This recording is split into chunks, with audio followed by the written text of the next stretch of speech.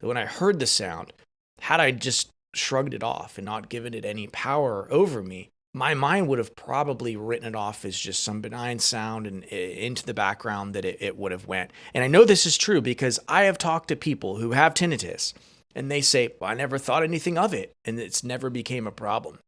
That's how I know that the tinnitus sound itself isn't the problem. It's your brain's reaction to it. Because, like I said before, I know a lot of people who have ringing in their ears and they've never considered that it was ever a problem. And because they never thought that it was a problem, it never became a problem.